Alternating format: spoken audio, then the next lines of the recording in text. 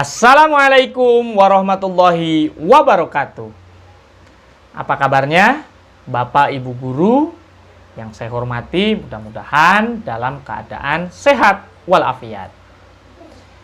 Ibu dan Bapak guru yang saya hormati, izinkan kiranya hari ini saya, Dede Chandra, berbagi tentang bagaimana menyusun rencana pelaksanaan pembelajaran jarak jauh. Mudah-mudahan video ini bisa memberikan manfaat kepada ibu dan bapak guru sehingga tergambar dengan sangat jelas tentang PJJ atau pembelajaran jarak jauh sekaligus bagaimana penyusunan RPPJJ-nya. Karena PJJ dan RPPJJ adalah barang baru. Sebab kita baru kali ini menghadapi situasi dan kondisi wabah COVID-19. Seperti apa PJJ dan seperti apa pula penyusunan RPPJJ? Tonton video ini sampai selesai, tetapi saya ingatkan kepada ibu dan bapak guru, jangan lupa untuk like dan subscribe bagi yang belum subscribe ya. Karena like dan subscribe itu gratis.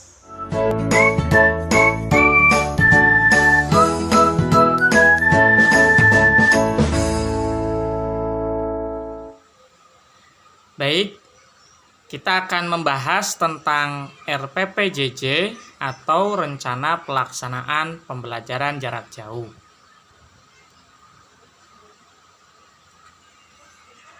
Tentu kita akan bertanya, apa itu PJJ? Nah, kita akan mengawali membahas konsep tentang pembelajaran jarak jauh. Pembelajaran jarak jauh bisa kita definisikan yaitu pembelajaran yang peserta didiknya terpisah dari pendidik dan pembelajarannya menggunakan berbagai sumber belajar melalui teknologi informasi dan komunikasi dan media lain. Nah, dari sini kita bisa mengambil kata kunci untuk pembelajaran jarak jauh. Yang pertama adalah peserta didik dan pendidik itu terpisah. Jadi tidak bertemu di satu tempat. Tidak berkumpul di satu tempat. Itu kata kunci yang pertama. Kemudian yang kedua, pembelajarannya menggunakan berbagai sumber belajar. Kemudian medianya bisa menggunakan perangkat TIK atau juga media yang lain. Nanti penjelasan secara lebih rinci kita lihat di slide berikutnya. Nah, kita akan merincikan macam-macam pembelajaran jarak jauh atau bisa kita sebut moda pembelajaran jarak jauh bisa kita bagi menjadi 3 macam. Yang pertama daring, yang kedua luring, dan yang ketiga adalah kombinasi daring dan luring. Kita akan membahas moda yang pertama yaitu moda daring. Sebagaimana namanya, daring itu adalah singkatan dari daring itu dalam jaringan atau dalam bahasa Inggris disebut online. Nah, daring sendiri itu dibagi menjadi 2. Yang pertama ada daring langsung dan yang kedua ada daring tidak langsung. Apa itu pembelajaran jarak jauh moda daring langsung? Moda daring langsung bisa kita definisikan yakni komunikasi pembelajaran yang dilakukan dengan menggunakan jejaring atau internet dengan media perantara berupa komputer, smartphone, atau alat sejenisnya dan dilakukan pada waktu yang bersamaan atau real time. Contohnya menggunakan platform Zoom meeting, video call, dan lain-lain.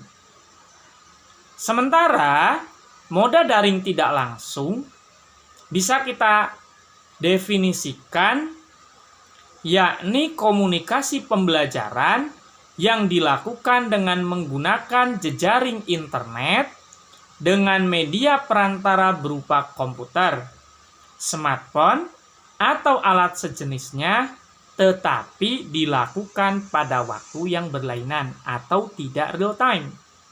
Contohnya, menggunakan line chat, WhatsApp chat, YouTube, email, dan lain-lain. Nah, dari penjelasan ini, kita bisa memahami bahwa kata kunci untuk moda daring itu baik langsung ataupun tidak langsung, yakni menggunakan jejaring atau internet. Sebagaimana namanya daring dalam jaringan, artinya online. Kemudian, menggunakan media perantara, ya, seperti komputer, smartphone, atau yang sejenisnya. Nah, itu yang digunakan pada moda daring, baik langsung ataupun tidak langsung. Yang membedakan antara daring langsung dan tidak langsung adalah kalau daring langsung itu real time. Sementara daring tidak langsung itu tidak real time. Artinya waktunya itu berlainan, tidak real time itu. Coba perhatikan, kalau daring langsung itu menggunakan Zoom meeting. Jadi ketika Zoom meeting itu di-on-kan, dipakai pada saat itu, maka peserta pada saat itu juga harus mengikutinya. Itulah yang dimaksud dengan real time. Sementara kalau waktu yang berlainan itu, contoh, menggunakan WhatsApp, grup WhatsApp. Ketika mengirim informasi di grup WhatsApp, maka anggota yang ada di grup WhatsApp, dalam hal ini berarti peserta didik, itu bisa membacanya tidak harus di waktu yang bersamaan ketika guru mengirimkan, katakanlah, informasi atau materi pembelajaran di grup WhatsApp tersebut. Jadi bisa jadi materi pembelajaran dikirim melalui WhatsApp grup pada pagi hari, baru dibaca misalkan siang atau sore hari. Jadi waktunya itu tidak secara bersamaan pada saat dikirimnya materi, atau dengan kata lain tidak real time. Itu yang dimaksud tidak real time. Jadi yang membedakan dari daring langsung dan tidak langsung itu adalah masalah waktunya saja. Apakah real time atau tidak real time. Kalau daring langsung, sebagaimana namanya langsung, berarti real time. Tapi kalau daring tidak langsung, juga sesuai namanya, tidak langsung berarti tidak real time. Nah, lalu berikutnya ada pembelajaran jarak jauh moda luring. Luring itu adalah singkatan dari luar jaringan, atau dalam bahasa Inggris disebut dengan offline. Apa itu pembelajaran jarak jauh moda luring?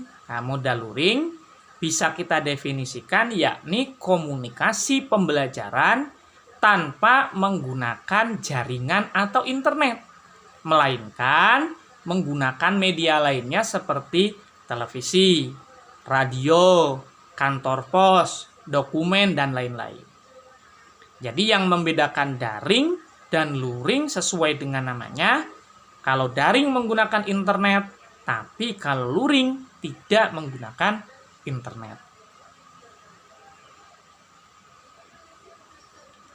Lalu, apa pula pembelajaran jarak jauh moda kombinasi? Tentu yang dimaksud kombinasi daring dan luring.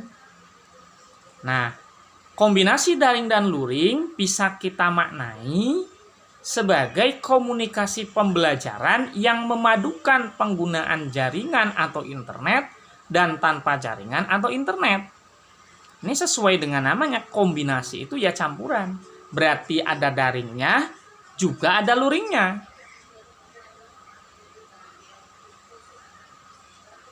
Nah, pertanyaan berikutnya lalu bagaimana kita menyusun RPPJJ? Menyusun rencana pelaksanaan pembelajaran jarak jauh. Yang pertama, kita akan bahas sistematika dari RPPJJ. Yang pertama ada identitas. Yang kedua ada tujuan, yang dimaksud tujuan pembelajaran tentunya. Kemudian berikutnya langkah-langkah kegiatan pembelajaran. Dan yang terakhir adalah penilaian. Mungkin ada orang mengatakan, kan RPP terbaru itu hanya memuat 3 hal saja. Tujuan, langkah-langkah kegiatan pembelajaran, dan penilaian. Lah kok ada identitas? Nah, kalau identitas, tentunya saya kira, walaupun tidak disebut ya, di dalam aturan dalam pembuatan RPP, ini sesuatu yang saya kira perlu untuk kita tuliskan agar kita bisa membedakan ini RPP pertemuan berapa, kelas berapa. Nah, ini jadi biar kita mudah untuk mengidentifikasi. Kendati pun memang minimalnya hanya ada 3, yaitu tujuan, langkah-langkah kegiatan pembelajaran, dan penilaian. Sebagaimana juga judul RPP itu saya kira tidak ada di dalam aturan. Tetapi bukan berarti kemudian tidak boleh menambahkan tulisan-tulisan semacam judul RPP, termasuk identitas, sebagai bagian dari RPP. Karena secara prinsipil itu tidak melanggar ya. Malah justru membantu untuk memudahkan kita mengidentifikasi RPP. Karena RPP kan tidak hanya satu, tetapi banyak ya, beberapa kali pertemuan, bahkan dalam 1 semester atau dalam 1 tahun banyak sekali. Nah, saya akan rincikan dulu terkait identitas RPPJJ. Identitas itu ada apa saja? Nah, identitas itu memuat nama sekolah, kemudian memuat mata pelajaran atau muatan pelajaran, kemudian memuat kelas atau semester, lalu berikutnya kompetensi dasar, kemudian materi pokoknya, lalu alokasi waktu dan jenis moda yang digunakan dalam pembelajaran. Ada catatan yang mesti diperhatikan. Yang pertama, RPP disusun untuk 1 atau beberapa kompetensi dasar. Jadi, kalau RPP itu ada satu kompetensi dasar boleh, kalau ada beberapa kompetensi dasar boleh.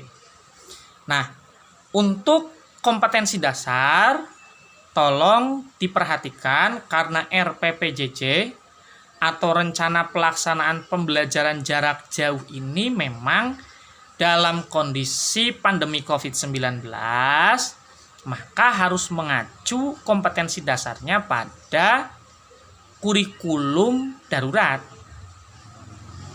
di mana terjadi pengurangan kompetensi dasar atau pemadatan.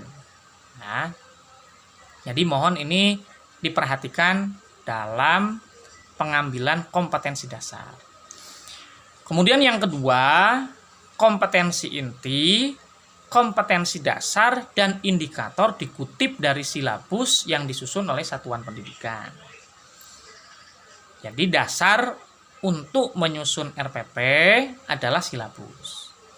Yang ketiga, alokasi waktu diperhitungkan untuk pencapaian KD yang bersangkutan yang dinyatakan dalam jam pelajaran.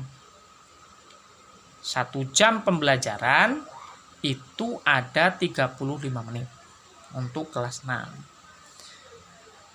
Dan kemudian juga dinyatakan dalam banyaknya pertemuan. Misalkan ini adalah 3 kali 35 JP pertemuan, 1 kali pertemuan itu 1 hari. Oleh karena itu, waktu untuk mencapai KD dapat diperhitungkan dalam 1 atau beberapa kali pertemuan, bergantung pada karakteristik KD-nya. Artinya, kalau KD-nya memang luas penjabarannya, maka ini bisa beberapa kali pertemuan. Tapi memang kalau KD itu sempit cakupannya, maka bisa disampaikan dalam 1 kali pertemuan.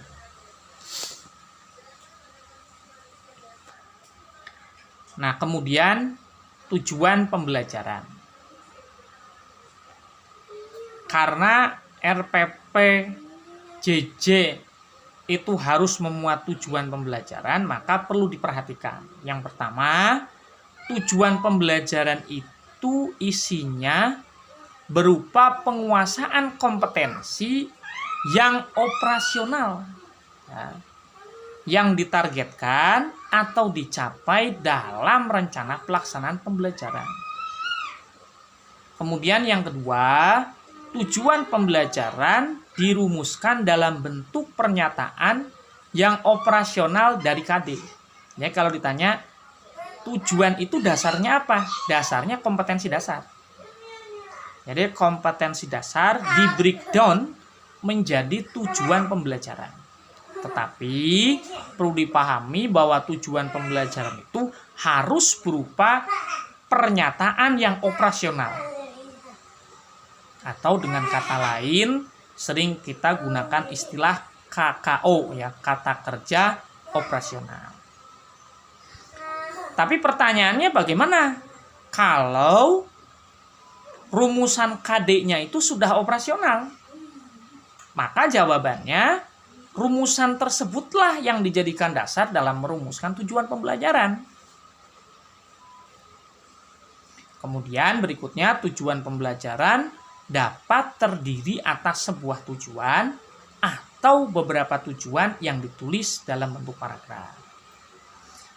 Ini sesuai dengan panduan Kota Pekalongan dalam menyusun RPPJJ.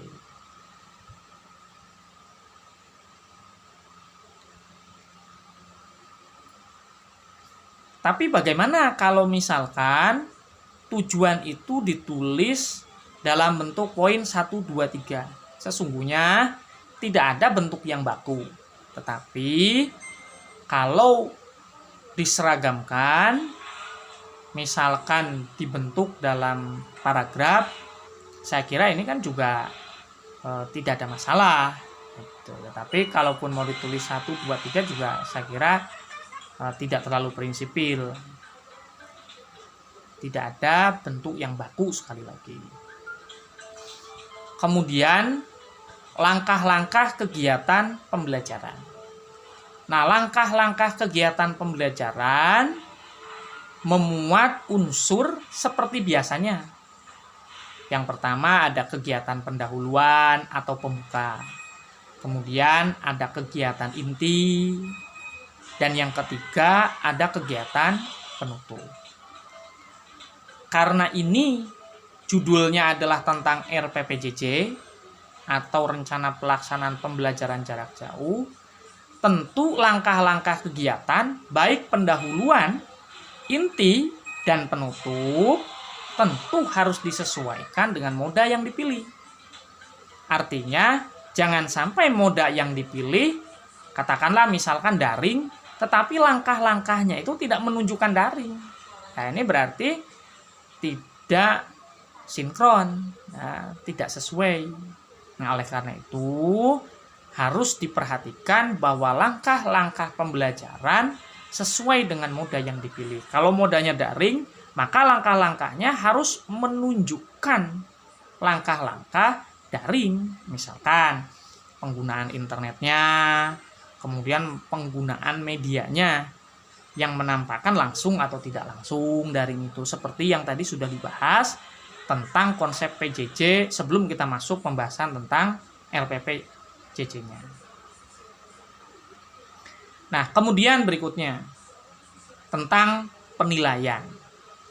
Nah, penilaian ini harus memuat penilaian sikap, pengetahuan, dan keterampilan.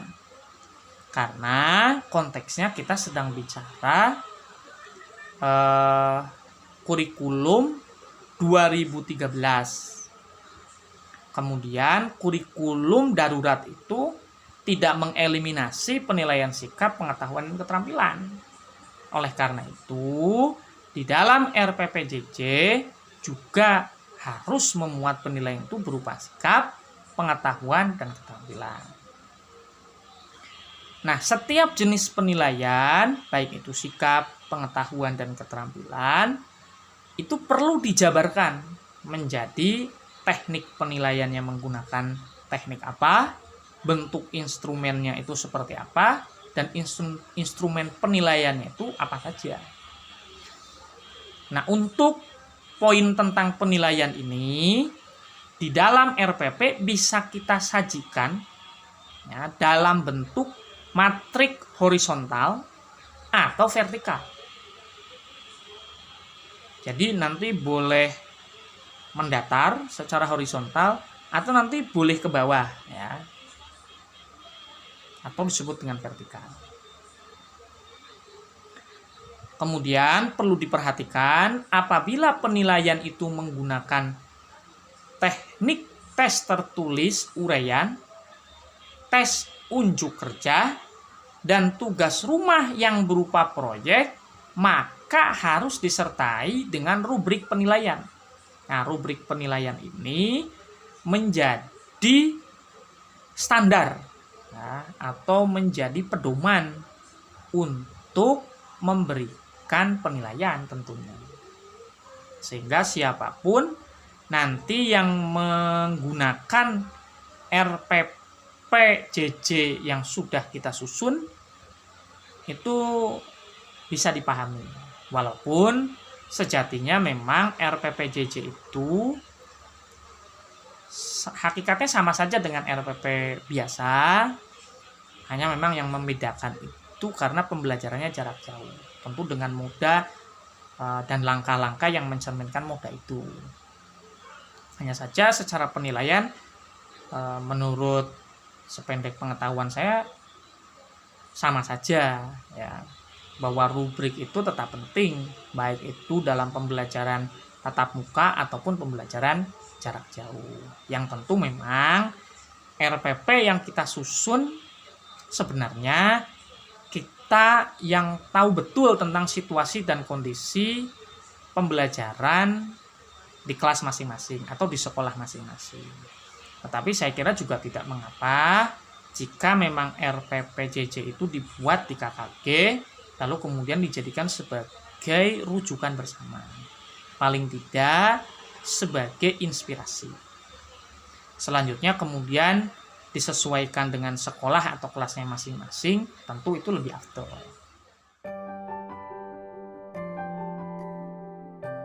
Baik, kalau tadi saya tunjukkan formatnya, sekarang saya tunjukkan barang nyatanya. RPPJJ dimulai dari judulnya, di sana bisa kita lihat tertulis rencana pelaksanaan pembelajaran jarak jauh dalam kurung RPPJJ. Kemudian nama sekolahnya, kebetulan yang saya ambil contoh ini adalah RPPJJ yang disusun oleh KKG Pekalongan Utara. Nanti nama sekolahnya bisa dirubah dengan nama SD-nya masing-masing. Kemudian mata pelajaran, ini kebetulan tentang tematik, dituliskan tema 1, selamatkan makhluk hidup. Kemudian ini subtema yang ketiga, dituliskan ayo selamatkan hewan dan tumbuhan. Dan ini pembelajarannya pembelajaran 1. Di situ ditulis kelasnya kelas 6, semesternya semester ganjil. Kompetensi dasarnya karena ini memuat 3 muatan pelajaran yaitu bahasa Indonesia, IPS, IPA, kemudian dituliskan masing-masing kompetensi dasarnya. Kemudian materi pokoknya juga dituliskan bahasa Indonesia tentang ide pokok, IPS tentang ASEAN, IPA tentang pelestarian hewan dan tumbuhan langka. Kemudian alokasi waktunya di sini 3 kali 35 menit. Kemudian dilaksanakan 1 kali pertemuan. Moda yang dipilih adalah daring tidak langsung. Artinya berarti full menggunakan jaringan internet tetapi tidak real time. Nah, ini tujuan pembelajarannya. Ini diuraikan dari kompetensi dasar. Berikutnya kegiatan pembelajarannya. Nah, ini yang saya maksud dengan menggunakan tabel 3 kolom. Ya, yang pertama itu ada langkah-langkahnya atau tahapnya, kemudian deskripsi ya, langkahnya yaitu berupa kegiatan pembelajaran. Lalu di kolom yang ketiga itu ada waktu, itu menit ya. Dalam waktu menit itu kurang nanti ditambahkan sedikit. Pendahuluannya, contoh guru mengucapkan salam kepada siswa dan menyapa wali murid melalui WA group. Karena biasanya anak-anak tidak memiliki HP sendiri. Dilanjutkan, guru menanyakan kabar siswa melalui voice note, WA, dan membimbing siswa untuk berdoa. Guru mengabsen dengan bantuan wali murid bahwa anaknya siap mengikuti pembelajaran. Karena memang dalam pembelajaran jarak jauh itu pendampingan orang tua murid itu sangat diperlukan. Kemudian guru menyampaikan tujuan pembelajaran dengan menggunakan voice note. Nah, ini kegiatan intinya ya, mengajak siswa mengamati gambar. Berarti dikirim nanti di situ, kemudian penguatan konsep tentang pelestarian tumbuhan dan hewan, dan seterusnya ya. Termasuk juga bisa mengirimkan video ya tentang negara ASEAN, baik video itu yang dibuat oleh sendiri ataupun video yang diambil dari orang lain, tidak masalah. Nah, kemudian memberikan tugas kepada siswa, terus dikirimkan foto soal untuk melengkapi informasi 2 negara. Lalu soal dikerjakan di selembar kertas, kemudian dikirimkan dalam bentuk foto ya, misalkan secara wapri. Nah, itu kan full daring walaupun kemudian tidak langsung. Ini kemudian penutupnya. Nah, ini bagian penilaian sikap, bisa menggunakan melihat checklist, menggunakan indikatornya observasi dan pencatatan sikap siswa selama kegiatan di dalam grup WA. Nah, untuk yang pengetahuan menggunakan lembar evaluasi dikirim berupa foto melalui WhatsApp pribadi ya. Ini latihan soal membandingkan 2 negara ASEAN dalam bidang ekonomi. Kemudian keterampilan menggunakan checklist. Kemudian di sini dituliskan rubriknya ya, diberikan rubrik seperti ini ya, dicantumkan rubriknya. Lalu jangan lupa di bagian bawah ada pengesahan, ada guru kelas, kemudian mengetahui kepala sekolah. Nah, ini lampirannya pengembangan bahan ajar atau materinya. Ini kita bisa ambil dari berbagai sumber ya, menggunakan buku siswa, menggunakan buku-buku pendamping lainnya juga boleh, atau dari internet juga bisa. Nah, ini kemudian dicantumkan juga LKPD-nya seperti ini ya. Nah, baik, kiranya seperti itu bentuk nyata dari RPPJJ. Nah, saya hanya ingin menekankan RPPJJ ini kan tadi modanya adalah daring tidak langsung. Sebetulnya ini bisa menjadi bisa jadi kombinasi daring dan luring. Kalau tadi misalkan di bagian tugas itu ditulis di dalam kertas kemudian dikumpulkan ke sekolah. Nah, kalau ada langkah itu jadilah menjadi kombinasi daring dan luring, karena ada daringnya menggunakan WhatsApp, juga ada luringnya yang tadi mengerjakan tugas di kertas kemudian dikirim ke sekolah oleh orang tua murid, misalkan dikumpulkan misalkan setiap hari Sabtu. Nah, itu termasuk kombinasi daring dan luring. Jadi yang membedakan itu ternyata tipis sekali ya. Nah,